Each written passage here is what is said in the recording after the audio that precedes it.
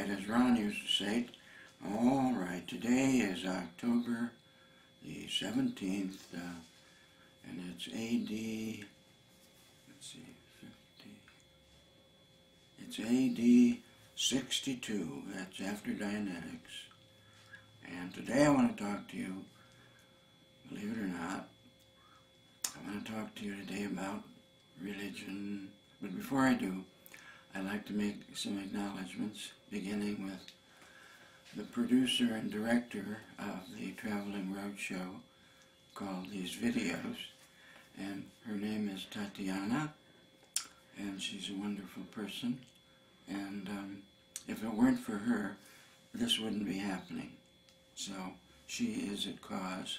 I am simply a tool at effect, doing whatever she tells me to do, and happily, by the way, because she has marvelous judgment, the exuberance of youth, the vitality of a free spirit, and all the things that I don't have. All right, so having said that, I'd like to also acknowledge a number of people who have been kind enough to write to something, I think it's called my website, which I have very little to do with. So please don't be offended if I haven't answered your kind communications, acknowledgments, and wonderful things that have been coming in. You might say, well, why don't I write and acknowledge? Once that happens, that's all I'll be doing, so I'm not doing anything, but I just want you to know that your comments are, and things that you write to the website about painting or these talks or anything for that matter, I love and appreciate. And a number of you are people that I've known for years, like Terrell and Pear, and, well, there aren't that many people. But anyway, thank you, and thank you. Now, today I want to start with, I guess it's a Christian hymn. We gather together to ask the Lord's blessing. He hastens and chastens his will to make known. The wicked oppressing, cease them from distressing. Give praises to his name, or something like that. I can't remember these old hymns, but I couldn't help referring to Matthew, a biblical figure, and what has been called the Sermon on the Mount, where, so to speak, allegedly, the Jewish rabbi known as the Christian Jesus got up on this mountain and gave a sermon, and he preached the 8 Beatitudes about the meek inheriting the earth and all kinds of things like that. But near the end, he said, this business of fighting with evil people or fighting against evil or anything, drop that. Be good to your enemies. If you're struck, turn the other cheek. If you're sued, let them take what you've got. If you are asked to walk a mile, walk 2. And he said, remember, the sun shines on the good and the evil equally. The rains come on the good and the evil. So I don't want you fighting against so-called evil. I want you to love, to pray for, to help, to cherish all people. And I only mention this because that's the way Scientology and Dianetics started out. The whole world was our public. There's no such thing as good people or bad people. There's just people. And what we were going to do was offer something which I consider should be called life repair. And that over the decades, or however of this lifetime, my opinion of most of what Dianetics and Scientology have to offer is life repair. And it's just like you go to see the dentist maybe once or twice a year, or maybe if you're lucky you only see a doctor once in a while. You only have to take your car in occasionally. But you don't spend all your time with your doctor. You don't spend all your time with the car commandant. You don't see your lawyer and get some advice and then spend the rest of your life with your lawyer. And for me, that's how Dianetics and Scientology should be. When you need some repair, get it. But then get back to living. That's what it's all about. And use whatever you got any way you want. And the next time you feel like you need to have your teeth brushed, brush them. But you don't necessarily have to spend your life with the doctor, the dentist, the lawyer, the car commandant, the government, anything. Use these things. That's what they were intended for. Now, if you want to become a professional in some field, like you want to become a lawyer or a professional auditor or things like that, that's different, because then it becomes your business. I shall say more about what happens when something becomes a business and how that differs from a hobby or just something you want to do charitably or otherwise. One of Ron's most favorite lectures back in Phoenix days, around 1955 or 56, he was pointing out that most all of the professions have become businesses, and therefore they have to postulate the very thing that they're promising to fix. What I mean by that is, the police need criminals. No criminals, no police. The doctors need people who are sick, that need doctoring. And therefore, whether they do it consciously or unconsciously, they are postulating the thing that is their business. Okay? Armies need war, even though they say, no, we're dedicated to peace. But if there were all peace, there would be no use for armies. Governments say, we only want to govern for the benefit of the people. We don't want to spread ourselves all over everything. But on the other hand, they spend their time, both consciously and unconsciously, postulating that all the people need to be governed. They don't dare to be free because they might do things that, well, anyway, I leave that to your imagination. So religion is the same way. Religion sort of started in a way that, well, look, we'll tell you how things began, how they're going on, and how they're going to end, and what's going to become of you after that. But we want you not just to receive our message, we want you to join up for the duration, as Ron would say. And then, if you step out of line, you will go to a hell that is so horrible that you would never want to do anything again that might be called sinful or in disagreement with our religion. So Ron, who just in his earliest things was like, religion, religion, religion, look what's happened to people on this planet because of religion.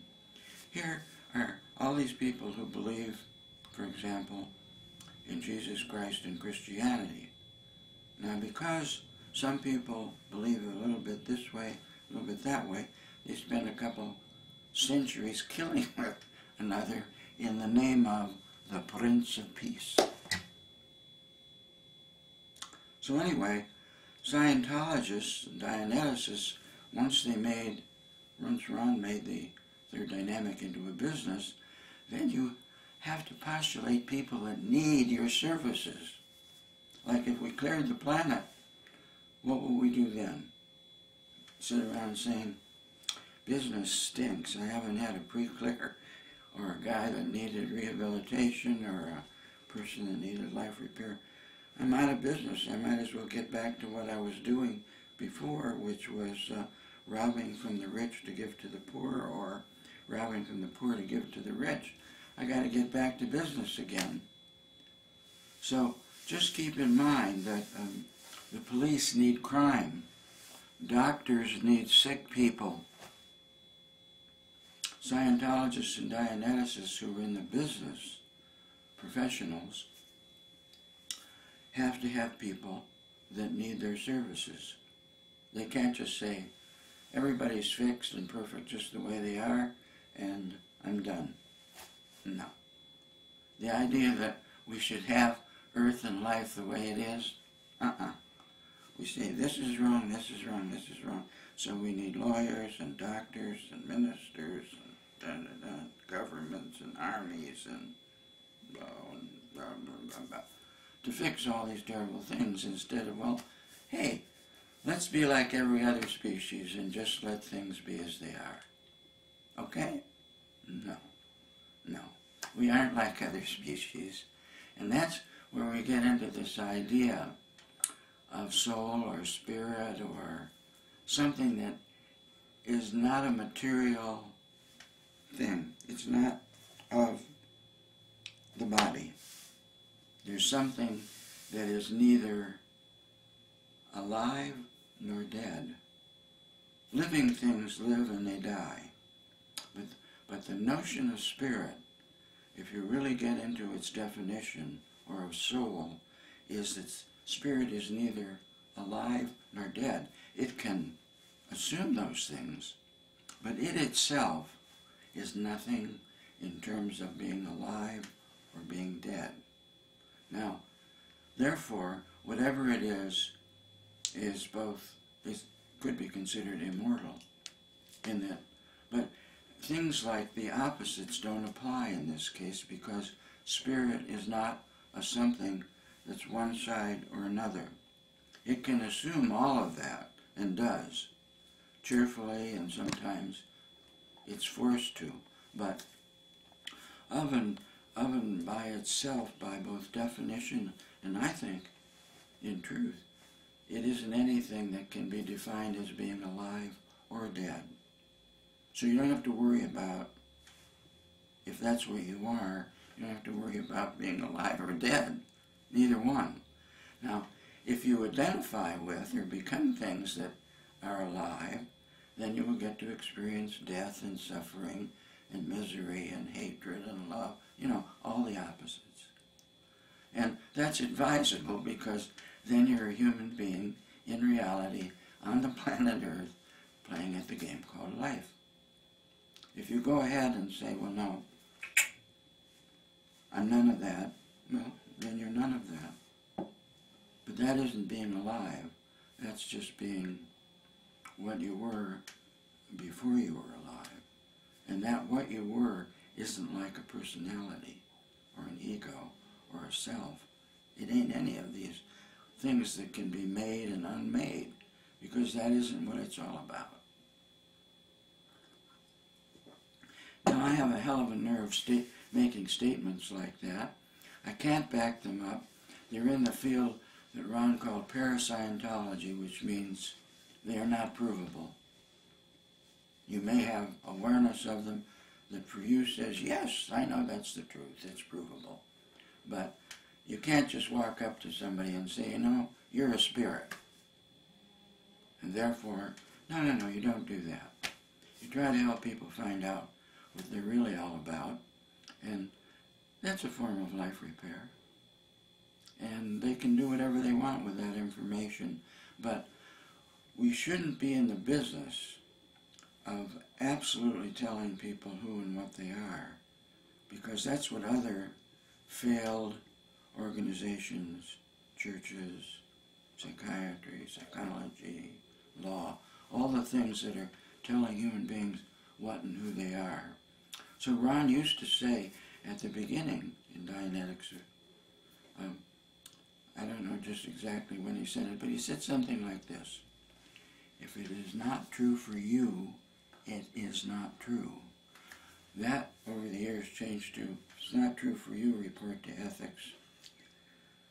Because you're in disagreement, you're a heretic, and you're wrong, and we're going to work you over until you know that what I say, Ron Hubbard, is true, and it better be, or you may have to become a suppressive person and become excommunicated, and then you can't talk to your family or friends anymore because we have assumed your right and freedom to communicate with anything and anyone, even though that's the big thing we promised.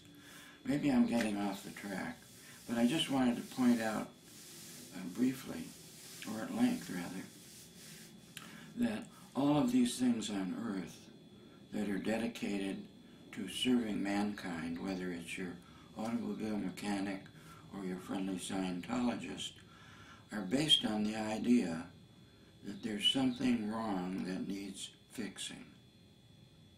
And there better be, or we're out of business. So we make cars that need repairing. And now we've got people that always need to be repaired. There's a whole bridge called the Great Chart, and you have to do every bit of it if you're going to gain eternity. Well, I think that's bullshit. Now, I shouldn't use terms like that across the airwaves. It's causing Tatiana to laugh, but I do. I say, even if it's true, it's still bullshit. Because it isn't your truth, it's somebody else's. And I don't care how right they are or how true they are. We started out with the idea, our business is to help you find out what is true for you. Not tell you what is true for you, but help you, and only to the degree that you need to know more about yourself or others or what life is. Not like, no, you started out and it's endless now, and you better have a wallet that's just thick, because now that we're a business, we need all this money to build big buildings and hold events where people hold up things. I'm an OT7, as though that's what they are. No, you're not a certificate holding up with a lot of people going, yes, yes, yes. And 2 months later you're back in review because you don't feel OT7 anymore. Oh, that's too bad. No, we want a stronger, healthier people who, like, yeah, I know some things now. Now quit advertising to me. I'll let you know when I want to see the dentist. I'll let the mechanic know when I... Don't keep calling me, sending me things, telling me I need to get in because there's a new thing called blah, blah, blah, and if I don't get that, I won't get my eternity, as though an eternity is something you can get. I have a certificate that says, I got my eternity, yeah, look at me. Don't you wish you were me? No, I don't wish I was you. Please.